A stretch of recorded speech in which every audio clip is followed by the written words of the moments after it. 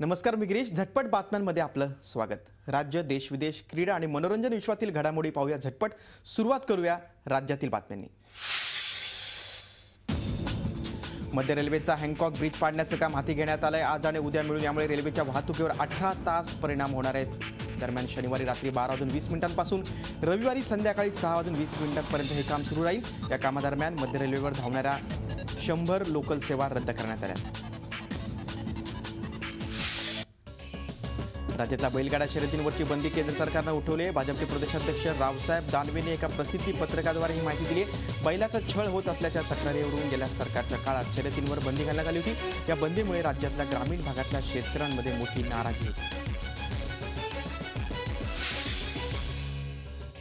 केंद्र सरकारनं बैलगाडी स्पर्धांवरील बंदी उठवण्याबाबत घेतलेल्या निर्णयाचं रायगड जिल्ह्यात जोरदार स्वागत करण्यात आलं. जिल्ह्यात अलिबाग, मुरुड, रोहा तालुक्यांमध्ये बैलगाडी शर्यती मोठ्या प्रमाणावर आयोजित केल्या जातात. अलिबाग समुद्रकिनारी कोळी समाजातर्फे होणाऱ्या शर्यतींना 50हून अधिक वर्षांची परंपरा आहे.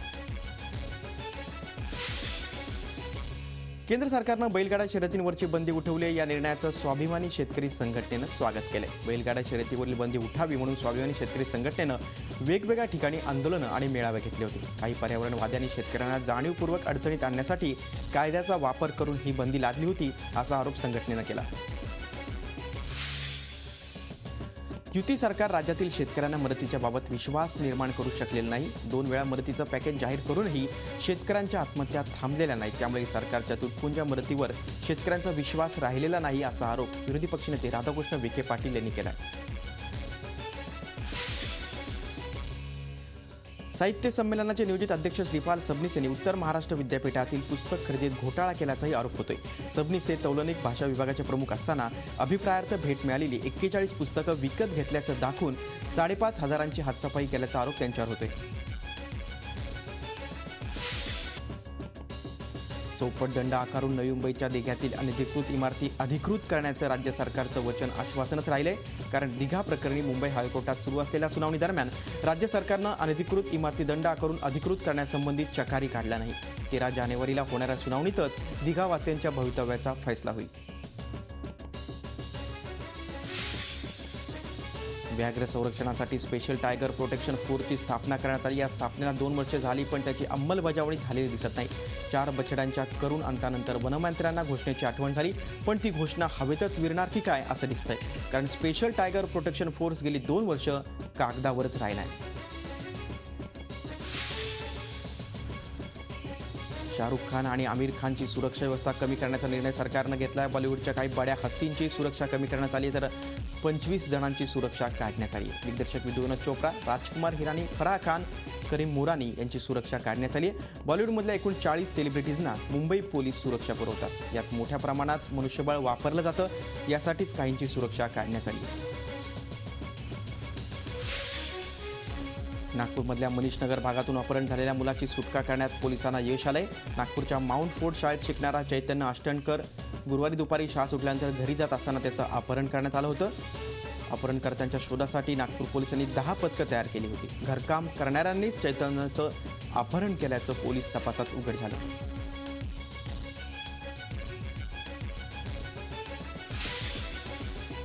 कोल्हापूर जिल्ह्यातल्या गांधीनगर इथले कापड व्यापारी श्याम कन्हैयालाल निरंकारी यांची अखेर सुटका झाली. 2 कोटी रुपयांच्या खंडणीसाठी त्यांचं गुरुवारी सकाळी अपहरण करण्यात आलं होतं. श्याम निरंकारी फिरायला गेले असताना अज्ञातांनी त्यांचं अपहरण केलं होतं. दरम्यान शुक्रवारी त्यांना निपाणी जवळ सोडून देण्यात आलं. यातल्या अपहरणकर्त्यांचा आता पोलीस शोध घेत आहेत. कुख्यात गुंड आणि खुनातील आरोपी लहू ढेकणेनं कोर्टातून पळून जाण्याचा प्रयत्न केला. कोल्हापूरमध्ये त्याला कोर्टात हजर केला असताना पोलिसांना गुंगारा देऊन त्यानं पळ काढण्याचा प्रयत्न केला. मात्र पोलिसांनी मोठ्या शितापनं पाठलाग करून त्याला पुन्हा ताब्यात घेतलं. या पाठलाग नाट्याची कोल्हापूरमध्ये चांगलीच चर्चा आहे. नव्यानं अस्तित्वात आलेल्या ग्रामपंचायतींमध्ये नांदेड जिल्ह्यातील नायगाव आणि हिमायतनगर या 2 ग्रामपंचायतींचं नगरपंचायतीमध्ये रूपांतर झाले. नायगाव आणि हिमायतनगर या दोन्ही नगरपंचायतींसाठी येत्या 10 तारखेला मतदान होतंय. विशेष म्हणजे दोन्ही ठिकाणी काँग्रेस प्रदेशाध्यक्ष अशोक चव्हाण यांना शह देण्यासाठी सर्व पक्षांनी आघाडी केली आहे. इंदापूरमध्ये बेकायदेशीर वाळू वाहतूक करणाऱ्या 9 वाहनांवर महसूल विभागानं कारवाई केली. तहसीलदार सूर्यकांत येवले यांच्या पथकानं बेकायदेशीरित्या वाळू चोरून घेऊन जाणाऱ्या वाहनांवर कारवाई केली. भिगवण परिसरात सातत्यानं होणाऱ्या वाळू उपशामुळे तिथल्या पक्ष्यांचं अस्तित्व धोक्यात येऊ लागलं होतं. निसर्गप्रेमींनी याविरोधात थेट मुख्यमंत्री आणि पर्यावरण मंत्रालयाकडे तक्रार केली होती. नाशिक शहरातील इमारतींच्या कपाटाचा वाद आता चांगलाच शिगेला पोहोचलाय. इमारतींचं बांधकाम करताना 8 बाय 4 फुटांचं बांधकाम बाहेर काढलं जातं, त्याला कपाट असं म्हणतात. 1 वर्षापासून बांधकाम पूर्णत्वाचे दाखले रखडले असून सर्वसामान्य ग्राहक यात भरडला जातोय. त्यात आजपर्यंत कपाटाचा अंतर्भाव करून बांधण्यात आलेल्या इमारती अधिकृत की अनधिकृत याबाबत संभ्रम कायम आहे. राज्यभरात लागणाऱ्या बेकायदेशीर होर्डिंग्ज विरोधात 26 जानेवारीपर्यंत कारवाई करण्याचे सर्व महापालिकांना आदेश देण्यात आलेत. मात्र अजून एकाही पालिकेच्या वतीनं या संदर्भात प्रतिज्ञापत्र सादर केलं गेलं नाही. याबाबत उच्च न्यायालयानं राज्यातल्या सर्व पालिका आयुक्तांना शेवटची संधी दिली आहे. पुढील आठवड्यात जर प्रतिज्ञापत्र सादर झालं नाही तर न्यायालयाची अवमानना केल्याबद्दल कारवाईला सामोरं जावं लागेल असं हायकोर्टानं म्हटलंय.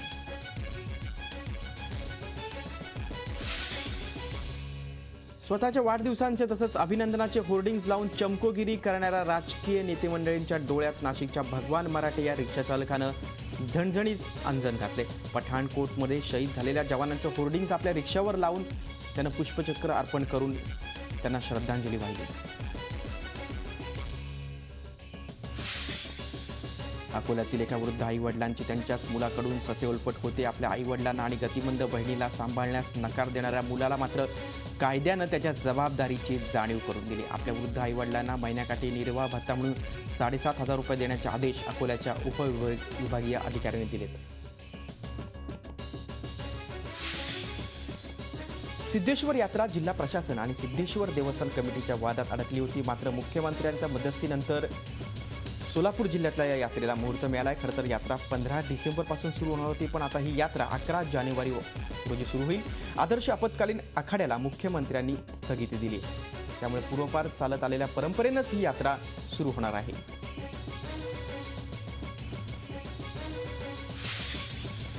पश्चिम महाराष्ट्रातील लाखो भाविकांचं श्रद्धास्थान असलेल्या पुसेगावच्या परमपूज्य सेवागिरी महाराजांच्या रथोत्सवाचं पुसेगावच्या यात्रेला सुरुवात झाली. रथाचं पूजन करून पुसेगावातून रथाची मिरवणूक काढण्यात आली. यात्रेची सुरुवात कृषी प्रदर्शन आयोजन करून करण्यात आली.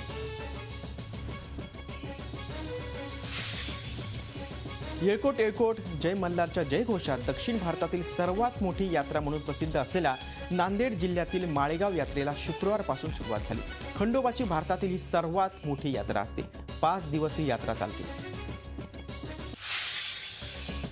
पंतप्रधान नरेंद्र मोदी आज पठाणकोटला भेट देणार आहेत. एअरबेसवर झालेल्या अतिरेकी हल्ल्यानंतर सुरक्षेचा आढावा घेण्यासाठी पंतप्रधान पठाणकोटला भेट देतील. 7 शहीदांच्या कुटुंबियांची देखील त्यावेळी भेट घेतील असं बोललं जातंय.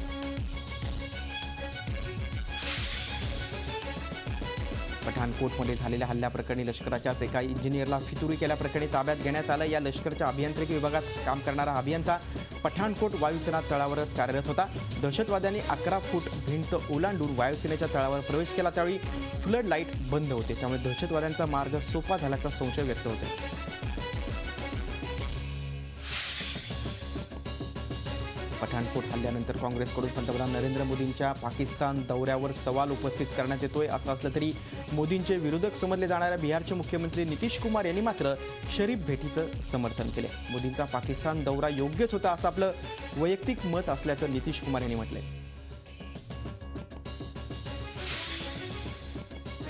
कोलकात्यामध्ये सध्या बंगाल ग्लोबल समिट सुरू आहे. एसएल ग्रुपचे चेअरमन डॉक्टर सुभाष चंद्र उपस्थित होते. तसंच DDCA बाबत झालेल्या वादानंतर केंद्रीय अर्थमंत्री अरुण जेटली आणि दिल्लीचे मुख्यमंत्री अरविंद केजरीवाल या समिटच्या निमित्तानं प्रथमच एका व्यासपीठावर आले होते.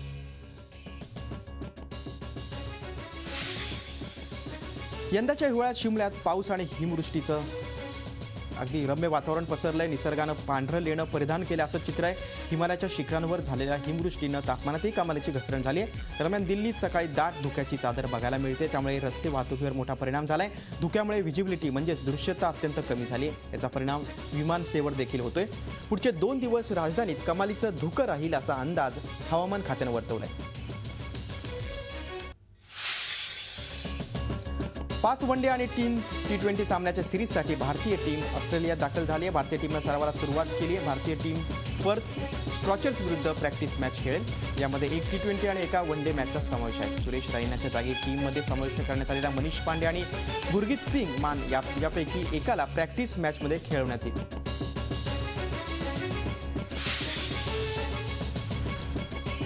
ऑस्ट्रेलिया विरुद्ध विंडीजमधील तिसऱ्या टेस्टमध्ये वारंवार पावसाच्या व्यत्यय आल्यामुळे अखेर टेस्ट अनिर्णित अवस्थेत संपली।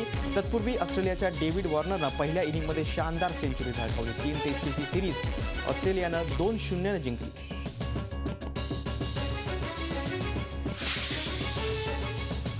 गुलबादिन नायबनं केलेल्या शानदार नाबाद 82 रन्सच्या जोरावर अफगाणिस्तान झिम्बाब्वेला 2 विकेट्सला पराभूत करू शकलं। प्रथम बॅटिंग करताना झिम्बाब्वेनं 248 धावांचं आव्हान ठेवलं तर हे आव्हान अफगाणिस्ताननं 8 विकेट्स गमावत पार पाडलं। या विजयासह अफगाणिस्तानने 5 मॅचेसची ही सिरीज 3-2 जिंकली। विशेष म्हणजे अफगाणिस्तान सलग दुसऱ्यांदा झिम्बाब्वे विरुद्ध सिरीज जिंकलेली।